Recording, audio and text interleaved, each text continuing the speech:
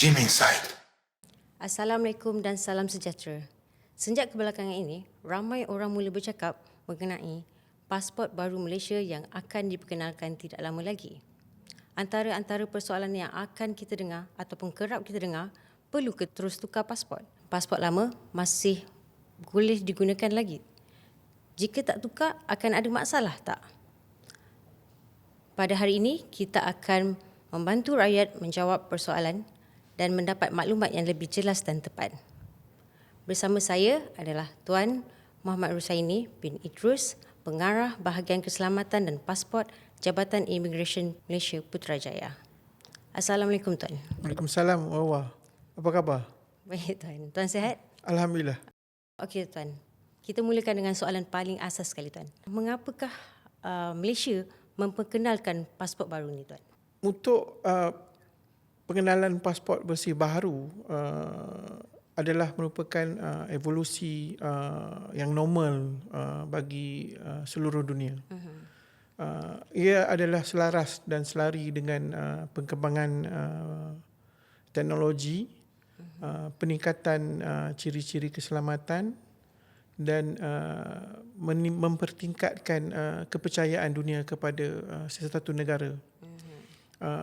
Pasport ni juga bukanlah dokumen perjalanan semata-mata, tapi dia merupakan ciri-ciri ataupun image kepada sesuatu negara. Kalau kita tengok setiap kali ada versi baharu, kita akan memperkenalkan ikon-ikon kebudayaan dan ciri-ciri patriotism negara Malaysia. Baik Tuan, maknanya penambahbaikan ini lebih kepada penambahbaikan dan evolusi semasa Tuan. Betul Hawa. Kita telah mempertingkatkan lebih daripada separuh daripada ciri-ciri sebelum inilah. Seperti yang telah diwar-warkan di dalam media sosial ataupun media semasa, kita telah memperkenalkan ataupun kita telah meletakkan 94 ciri-ciri keselamatan di dalam pasport baharu ini. Baik Tuan, ini perkara paling penting sekali yang ramai rakyat nak tahu.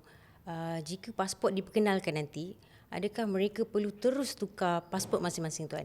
Okey, yang ini paling penting untuk pengetahuan semualah. Kita tak perlu tergesa-gesa. Pasport yang sedia ada masih boleh diguna pakai. As long as pasport masih sah laku dan berbaki 6 bulan daripada tarikh tamat sah laku tersebut. Kalau kita tengok, kita telah ada beberapa perubahan yang tanpa diketahui oleh umum. Dan perkara ini adalah orang kata perkara yang normal. So kita nak pastikan pada orang ramai tidak perlu tergesa-gesa untuk datang selagi mana pasport mereka masih valid ataupun sah. So yang pasti pasport masih dalam keadaan yang baik, masih sah laku, masih berbaki 6 bulan, lebih daripada 6 bulan. So tak perlu tergesa-gesa untuk datang ke pejabat-pejabat immigration untuk terkejar-kejar untuk mendapatkan versi yang baru ni. Baik Tuan, maknanya jika masih sah laku, mereka masih boleh menggunakan pasport tersebut. Ya betul. Baik Tuan. Kita buat sedikit mitos versus fakta Tuan. Ramai yang berkata pasport lama dah tak boleh digunakan. Tak betul tu Wawa. Pasport tu masih boleh digunakan. Selagi mana masih sah laku ataupun masih dalam keadaan yang baik. Baik. Ada yang kata kena tukar segera. Itu pun antara komen-komen yang kurang tepat lah. Sebab kita melaksanakan pelaksanaan pertukaran ke versi baharu ni secara berperingkat. So Baik. tak perlu tergesa-gesa. Baik Tuan. Ini yang agak rusing sikit, ada yang berbunyi kalau tak tukar nak keluar negara akan bermasalah nanti Tuan. Betul ke? Itu pun juga kurang tepat Wawa.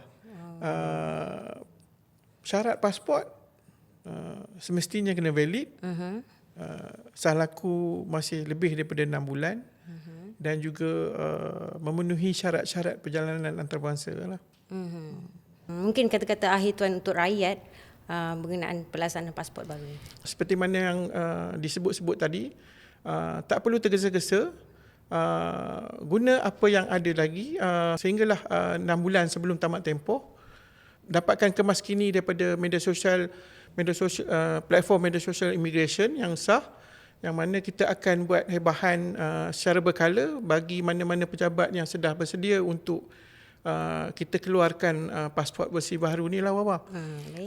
Dan kita juga tak perlu mendengar mitos-mitos yang mengatakan perkara ini perlu dibuat secara tergesa-gesa dan hingga menyebabkan kesusahan pada diri orang ramai sendirilah. So kita berharap dengan pengeluaran kali ini, dalam pelan perancangan untuk pengeluaran kali ini, kita akan lebih lancar dan memberi kemudahan kepada orang ramai lah. Okey, baik Tuan. Jadi terima kasih kepada Tuan Muhammad Rusaini bin Idrus kerana telah menjawab persoalan dan menjelaskan perkara yang perlu dijelaskan untuk pertanyaan rakyat pada hari ini. Jadi semoga podcast kita pada hari ini dapat membantu rakyat memberi maklumat yang lebih jelas dan tepat.